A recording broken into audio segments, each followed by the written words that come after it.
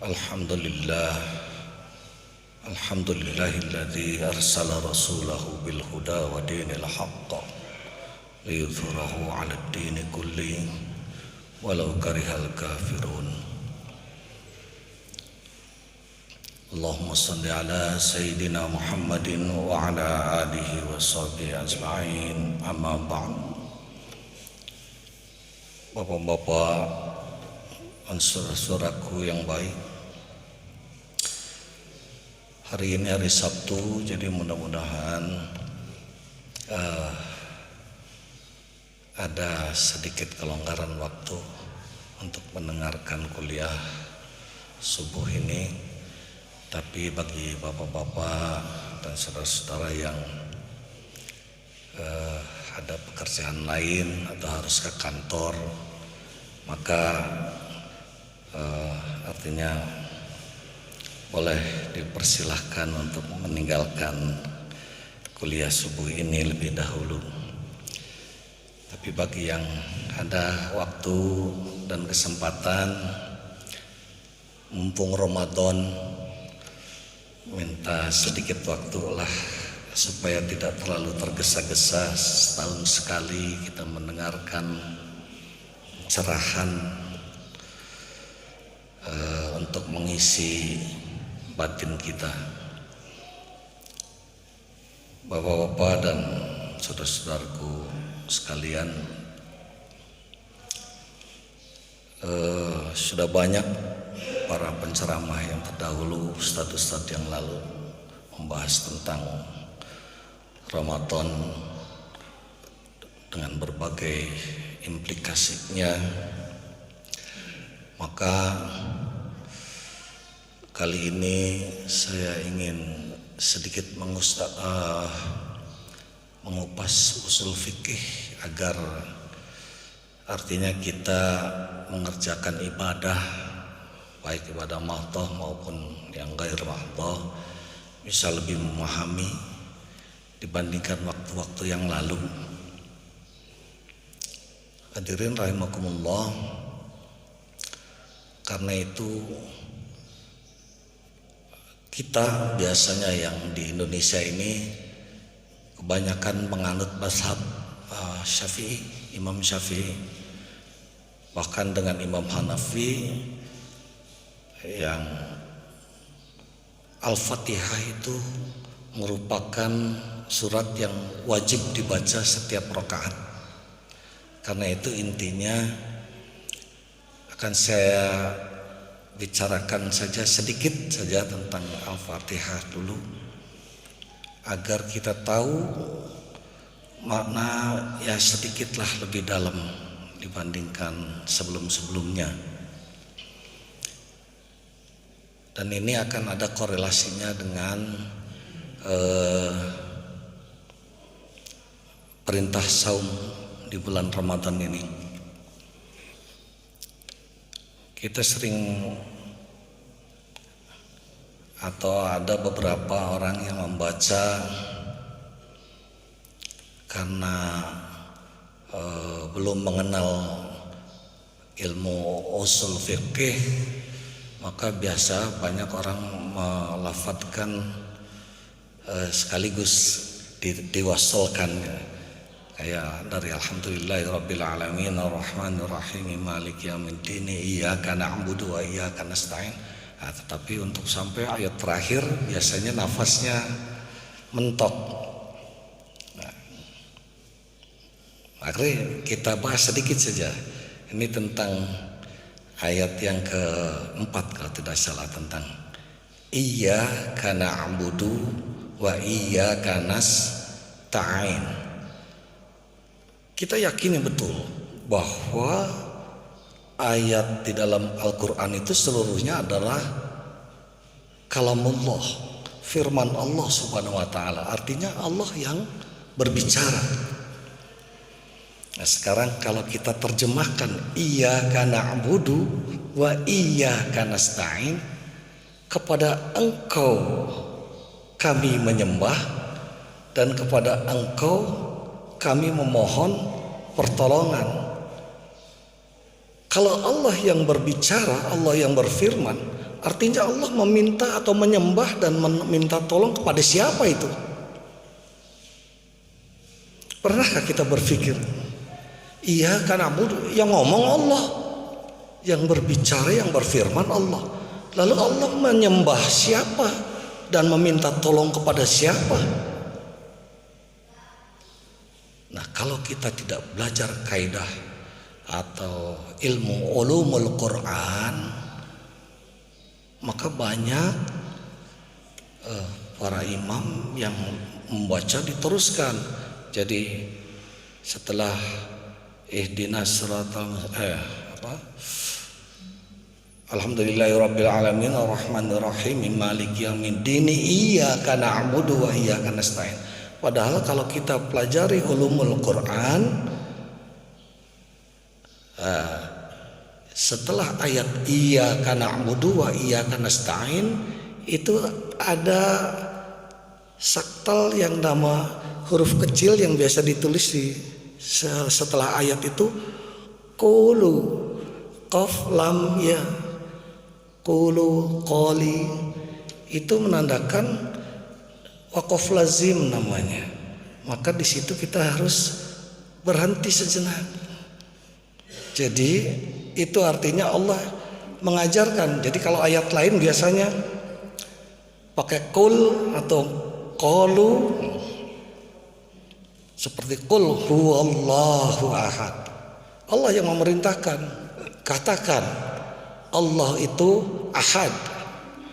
Tapi di dalam surat iyyaka na'budu wa iyyaka nasta'in tidak ada kata qul iyyaka na'budu.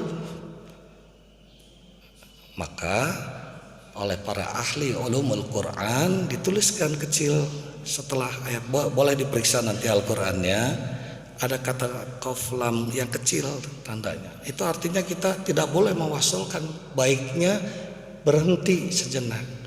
Kecuali kalau 7 ayat itu kita mampu nafasnya terus tanpa diwakaf. Satu itu. Jadi kita harus baca juga sedikit tentang ulumul Quran. Nah, kemudian ihdinas siratal mustaqim. Kalau kita baca terjemahan depan pasti artinya apa Pak? Tunjukkanlah kami ke jalan yang lurus. Tapi menurut Ibnu Athaillah, kalau tunjukkan itu kurang tepat. Sama seperti kita menanyakan, Ustaz, kalau mau ke Garut jalan mana? Lalu Ustaz itu menunjukkan, nih Pak, keluar dari Permata Biru ini, keluar belok kanan, nanti ada lampu merah, sana belok kanan lagi, nanti ada jalan layang yang sedang dibangun, nah belok kiri baru lurus. Itu kalau mohon tunjukkanlah kami ke jalan yang lurus. Menurut Ibnu Athaillah itu padanannya dalam bahasa Indonesia tidak ada yang tepat sekali. Jadi yang benar adalah mohon dihantarkan sambil dipegang tangannya gitu. Oke lah, kalau disingkat dalam kamus besar bahasa Indonesia, kita lebih tepat menggunakan kata tuntunlah kami ke jalan yang lurus. Jadi bayangkan kalau kita dituntun oleh seseorang untuk menuju ke suatu tempat. Artinya orang itu ikut ke tempat tujuan yang akan kita tuju sambil digandeng tangan kita. Maka kita tidak akan tersesat. Begitulah Allah memberikan tuntunan kepada kita. Ihdinas siratal mustaqim. Lalu ustadz-ustadz muda sekarang yang milenial itu banyak lagi menafsirkan siratal ladzina an'amta alaihim. Nah, ini sudah tidak dipakai sebagai hujah. Jadi kalau belajar fikih, belajar agama, katanya langsung saja ke Rasulullah, langsung. Jangan pakai imam anu. Makanya mereka nggak pernah baca kitab kuning. Padahal mau langsung ke Rasulullah bagaimana? Kita tidak hidup sezaman dengan Rasulullah. Dengan para sahabat juga kita tidak sezaman. Oleh karena itu Allah memberikan petunjuk. Iya, ihdinas siratal mustaqim, siratal ladzina an'amta alaihim, yaitu jalan orang-orang yang engkau beri nikmat, jalan orang yang engkau beri nikmat. Jadi bukan jalan tafsiran, kalau tafsirul ayat bil ayat, penafsiran siratal ladzina an'amta alaihim itu adalah minan nabiyyina siddiqina wa syuhada'i wa sholihin ulaika rafiqa. Tafsiran ayat dengan ayat yang lain. Jadi jalan orang-orang yang telah engkau beri nikmat itu adalah jalannya para nabi, para siddiqin, orang-orang yang benar, wasyuhada, orang-orang yang menyaksikan kebenaran risalah nabi dan tuntunannya langsung, wassolihin, orang-orang yang saleh. Kita sejamannya hanya dengan orang-orang yang soleh.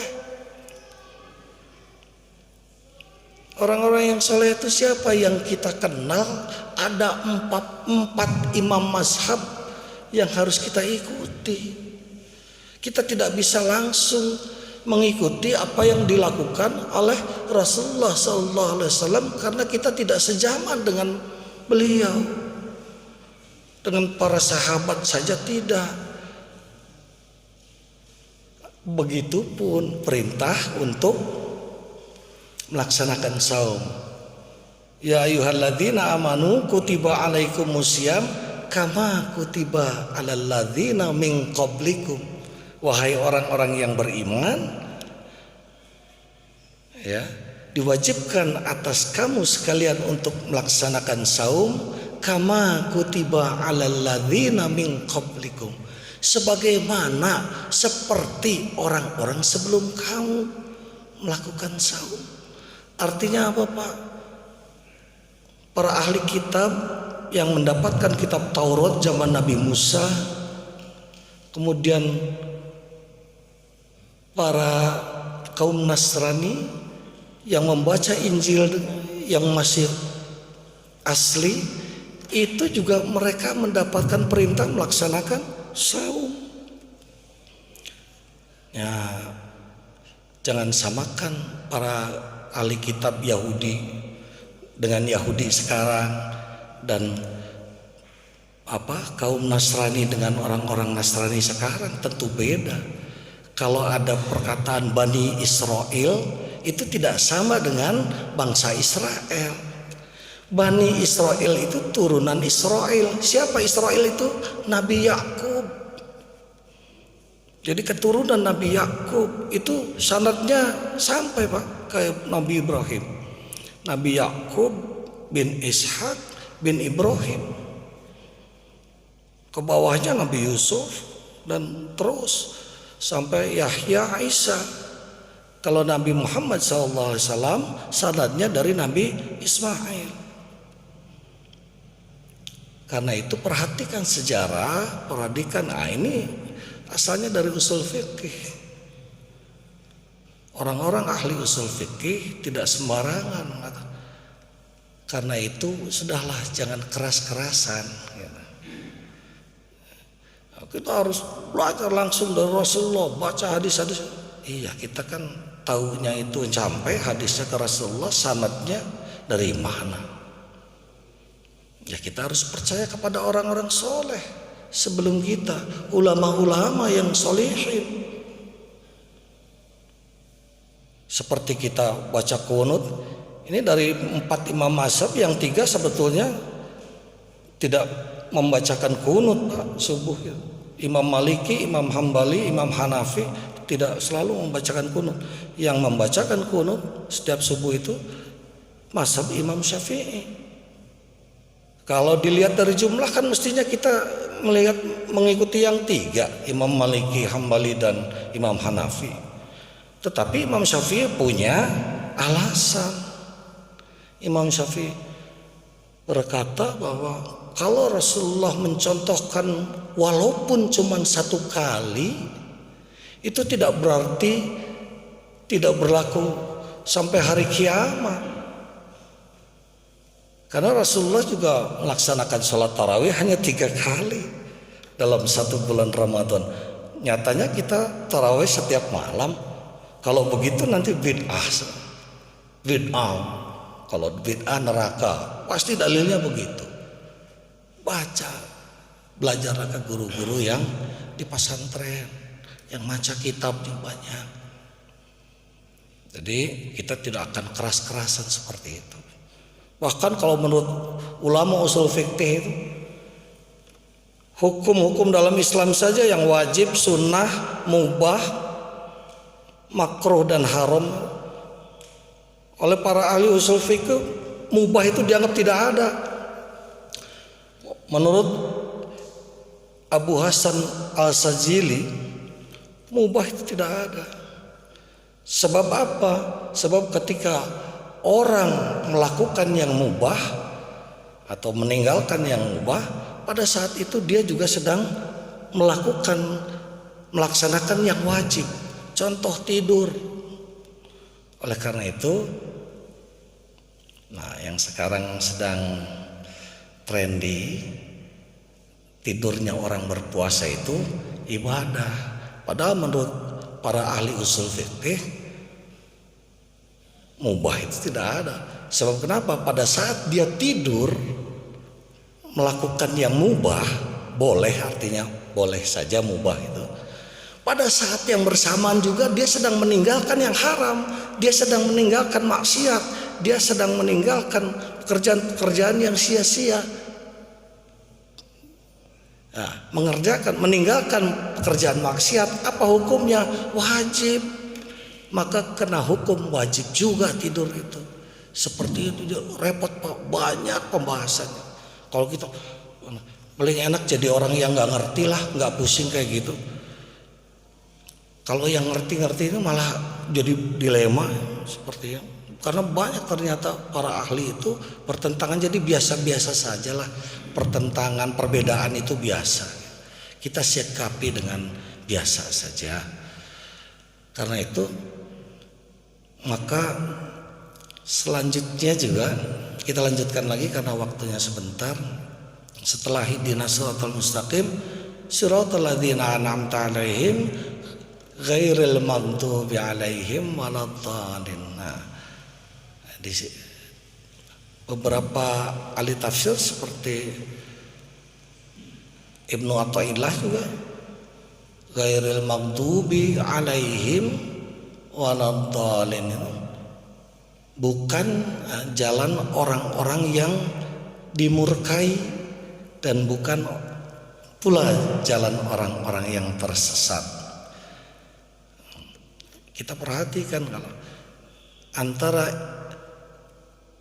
siratal ladzina an'amta 'alaihim menggunakan kata an'amta 'alaihim, yaitu jalan orang-orang yang engkau ya Allah, engkau beri nikmat, engkau anugerahi nikmat, yaitu para nabi, para nabiin, para siddiqin, para syuhada, para sholihin.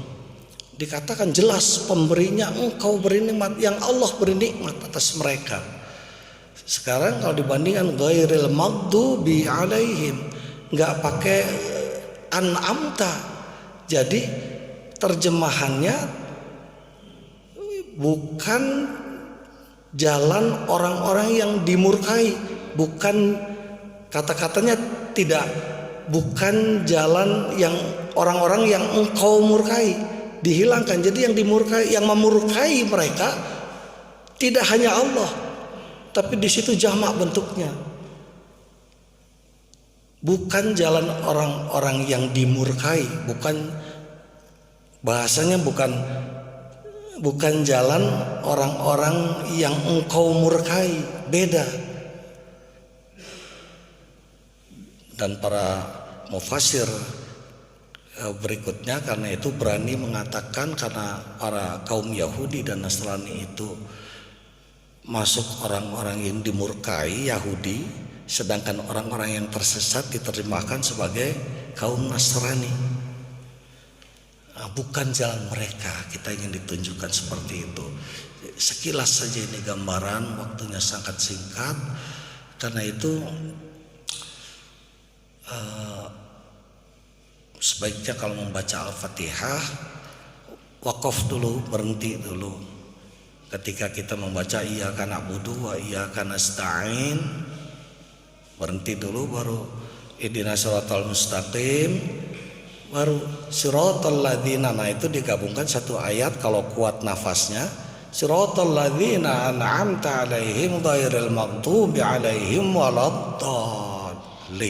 Baru. Tapi kalau tidak kuat pun ayat yang ketujuhnya boleh wakaf sebentar. Siratal ladzina an'amta 'alaihim, boleh nafas, ghairil maghdubi 'alaihim waladdallin. Seperti itu, jarang dikupas. Memang seharusnya ini pengajian khusus, tidak pengajian umum seperti ini. Tapi daripada tidak sama sekali, lumayanlah. Mudah-mudahan setelah ini kita makin baik sholatnya. Karena inti dari sholat itu harus bisa tanha anil fahsya'i wal munkar, harus bisa mencegah perbuatan yang keji dan mungkar, baik perbuatan dari diri kita, ya kita tidak berbuat keji lagi, tidak berbuat mungkar lagi, atau perbuatan keji dan mungkar dari orang lain terhadap kita. Demikian saja, mudah-mudahan ada manfaatnya. Billahi taufiq wal hidayah. Assalamualaikum warahmatullahi wabarakatuh.